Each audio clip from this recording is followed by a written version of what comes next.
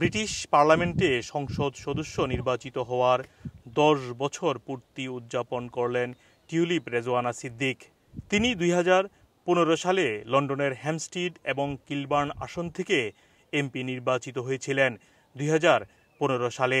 বিশ্বস্ত একটি সূত্রের মাধ্যমে জানা গিয়েছে, ৩১ মে তার নির্বাচনী এলাকার স্থানীয় একটি হলে এই অনুষ্ঠানের আয়োজন করা হয়। অনুষ্ঠানে ঘনিষ্ঠ ব্যক্তিদের পাশাপাশি নির্বাচনী এলাকার গণ্যমান্য ব্যক্তিরা উপস্থিত ছিলেন। গত বছর সাধারণ নির্বাচনে লেবার পার্টি ক্ষমতায় আসার পর টিউলিপ রেজওয়ানা সিদ্দিককে সিটি মিনিস্টারের দায়িত্ব দেয়া হয়। ৫ আগস্ট বাংলাদেশে গণ অভ্যুত্থানের পর শেখ হাসিনা ভারতে আশ্রয় নেন। এরপর থেকে টিউলিপ রেজওয়ানা সিদ্দিকির উপর নানা অভিযোগ উঠে আসে। পরবর্তীতে জানুয়ারি মাসে সিটি মিনিস্টারের দায়িত্ব থেকে পদত্যাগ করেন টিউলিপ রেজওয়ানা সিদ্দিক।